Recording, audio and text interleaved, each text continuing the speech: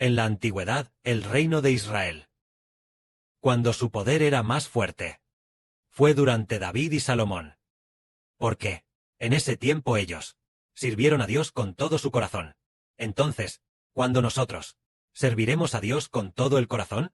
Cuando el poder del reino se fortalezca, tal como dice en el Apocalipsis. Dios ayudó a Israel a luchar. Entonces dijo a los siervos de Dios: Oh, siervos de Dios, alabad a Jehová. Alabad a Jehová. Y así decían continuamente. Fue en ese momento, cuando el Padre Celestial Jehová iba a dar el reino a Israel, luchando por Israel. El Padre Celestial Jehová luchó contra la Gran Babilonia, haciendo que el poder de la Gran Babilonia se debilitara cada vez más, hasta ser finalmente destruida. A principios de febrero de este año, en el mes de febrero, hubo una palabra del Espíritu Santo, diciendo que el Padre y el Señor ya han luchado por nosotros. Debemos alabar rápidamente a Dios, alabar al Señor, es decir, el Padre y el Señor están luchando por nosotros. Debemos alabar al Padre y al Señor. Entonces, la lucha, nuestra obtención del reino, es porque el Padre y el Señor lucharon por nosotros, y así lo obtuvimos. Nosotros no fuimos a atacar el reino de la Gran Babilonia. Ni tampoco hicimos, ni tenemos la capacidad de hacer perecer al PCC.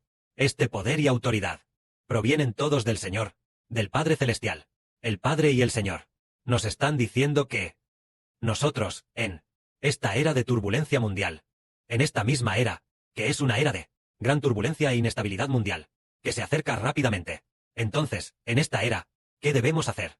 Es simplemente con todo el corazón alabar al Padre y al Señor. De esta manera, el Padre y el Señor van a, inquebrantablemente, bendecirnos. La bendición es dar inquebrantablemente el reino del Padre y del Señor a nosotros, para que lo obtengamos. Es decir, en esta era, una era de gran turbulencia mundial y gran inestabilidad, debemos aún más, con todo el corazón, venir a alabar al Padre y al Señor. Entonces nosotros, al alabar al Padre y al Señor de todo corazón, el reino se consolidará. Pero en esta era, todas las naciones y pueblos están en turbulencia, y muchísima gente tampoco sabe venir a alabar al Señor, ni sabe venir a glorificar al Padre y al Señor. Ellos, entonces, no obtendrán el reino, pero nosotros obtenemos el reino. El Padre hizo un pacto para dar el reino. ¿A quién? El Padre Celestial dijo: somos el reino de la alabanza. Hizo un pacto para dar el reino a quienes alaban a Dios y al Señor. Por supuesto, los hijos de la nueva tierra se convierte en ciudadano, pero no obtendrá la autoridad para gobernar el país. Es decir, dar el reino ¿a qué clase de personas? Darnos el reino a nosotros. Se refiere a la autoridad para gobernar a Israel, lo que significa dársenos a nosotros. La autoridad real, dárnosla a nosotros. Es decir, dársela a aquellos que alaban a Dios. En el Apocalipsis, en el capítulo 11, hay un ángel diciéndole al apóstol Juan: ve y cuenta a los que adoran en el altar y en el templo. Pero el patio exterior del templo, no lo cuentes. Ese patio exterior ya ha sido dado a los gentiles, dado a las naciones, lo que significa ir a contar a aquellos hijos que aún adoran a Dios. ¿Cuántos quedan? ¿Cuándo ocurrió eso? No es que lo escribiera el apóstol Juan, aunque fue en una visión, es el libro de Juan, pero en realidad, de lo que habla es de los que adoran en el templo y en el altar. Se refiere a que, durante la gran tribulación, aún, adorar en el templo significa orar. Adorar en el altar significa alabar. Es decir, durante la gran tribulación, todavía hay personas orando a Dios. Todavía hay personas cantando el cántico del siervo de Dios, Moisés, y del Cordero. Ve y cuenta cuántas personas quedan. Ve a contar. Es decir, cuando llegue el final, ¿cuántas personas siguen firmes sirviendo a Dios? Está hablando de que si aquellos, durante la gran tribulación, todavía siguen orando a Dios, y todavía siguen alabando a Dios con cantos, entonces estas personas, seguramente con los hermanos hebreos de Israel recibirán el reino, seguramente con los hermanos hebreos reinarán juntos, lo que significa gobernar a Israel. Esto es, nuestra obtención del reino, que se obtiene a través de la alabanza. Por ejemplo, todos entendemos que el Evangelio ya es inminente. y ya debemos esforzarnos al máximo por hacerlo. Pero el hermano hebreo aún reservó 1 o 2 meses para esforzarse al máximo en la reconstrucción del templo. ¿Y qué hay del ministerio del Evangelio? Con solo predicar bien la verdad, lo demás se lo deja a los hermanos y hermanas, sin intervenir en absoluto, y tampoco dedicó demasiado tiempo para hacerlo, sino que se esforzó al máximo en construir el templo. ¿Acaso hacer esto está bien o mal? Está bien, está bien. Es la buena voluntad del Padre Celestial. A continuación, ¿cuánto evangelio hay? Todo está determinado por Dios. Pero el Padre Celestial, ¿cómo permitiría que nuestra difusión del evangelio es alabanza en el nombre del Señor Jesucristo, alabando a Dios? Estas canciones han llegado ante Dios, han llegado ante el Señor.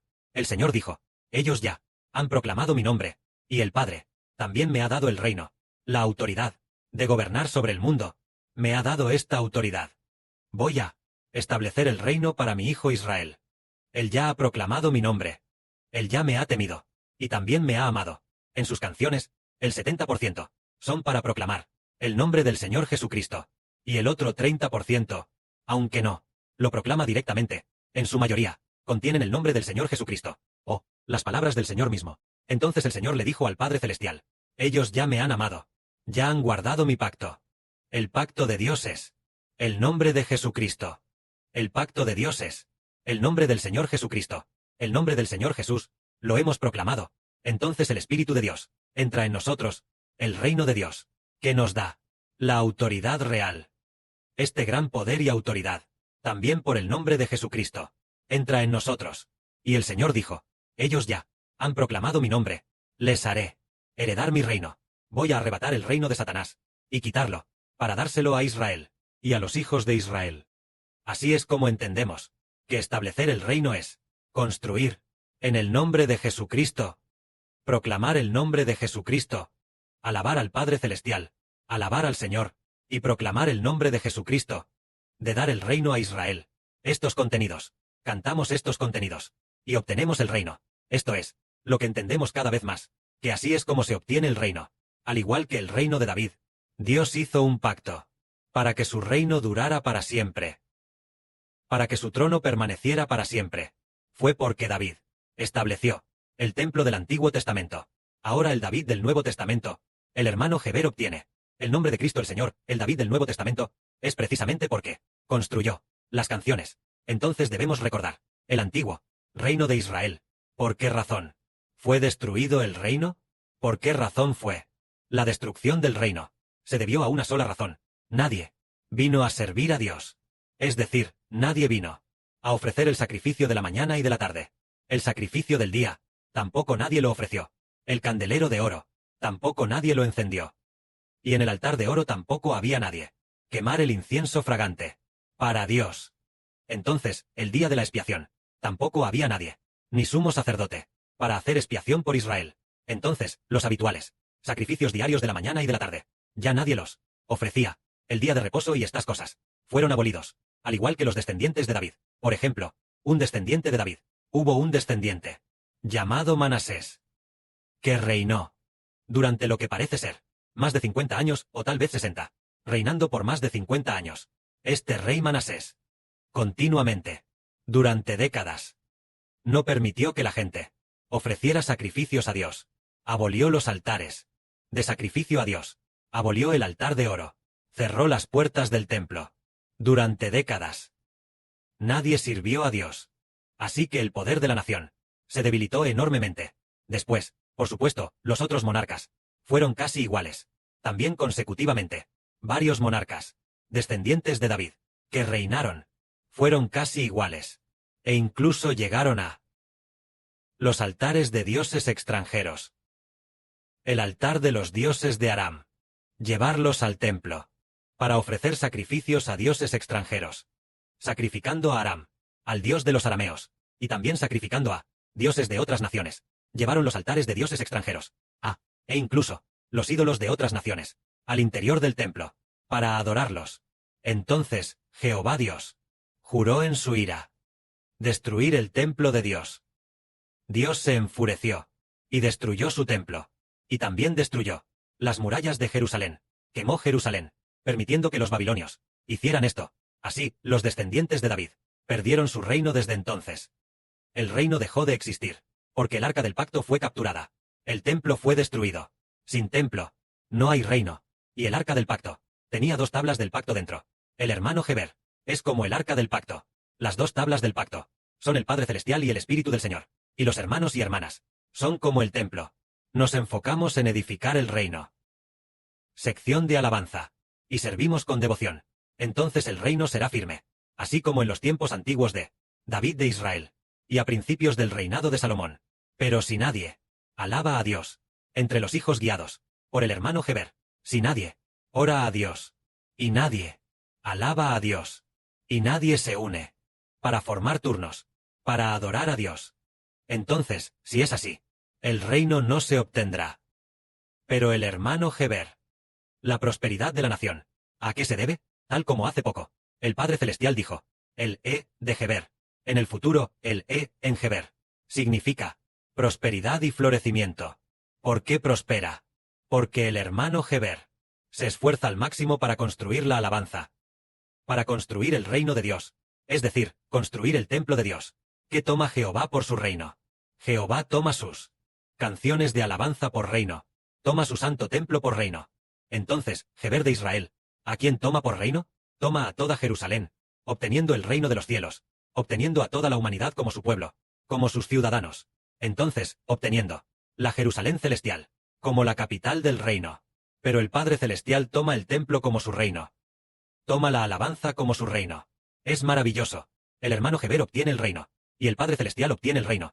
Es un poco diferente. El Padre Celestial toma la alabanza como su reino. El hermano Heber construye la alabanza. Entonces el Padre Celestial le da la autoridad para gobernar el mundo a Heber. Ofrece la alabanza a Dios, y Dios le da el Espíritu de Dios a Heber. Así Heber obtiene el reino. Entonces, ¿cómo el reino del Padre Celestial va a estar con Heber para siempre? El hermano Heber, Heber como sumo sacerdote, desempeña 2 funciones, ¿verdad? Tiene el oficio de sumo sacerdote, y también el oficio de rey. Es decir, se sienta en el trono de gloria, planeando la paz y la tranquilidad. Significa planear cómo hacer que Dios establezca firmemente el reino para siempre, e inquebrantablemente entregue el reino a Israel. ¿Cómo planearlo? Es planear que Dios reciba la alabanza y reciba la gloria, planear que todos los hijos, única y exclusivamente, sirvan al Padre Celestial y al Señor, con toda su vida, creyendo con total sinceridad, caminando ante el Padre Celestial.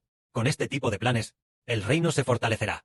Entonces, hoy decimos, resulta que nosotros obtenemos el reino a través de la alabanza, y ahora lo estamos construyendo. Por lo tanto, aquellos que participan juntos en el ministerio de la construcción, es como si fueran los que construyen el reino juntos. Que la gloria sea para el Padre y el Señor. Amén.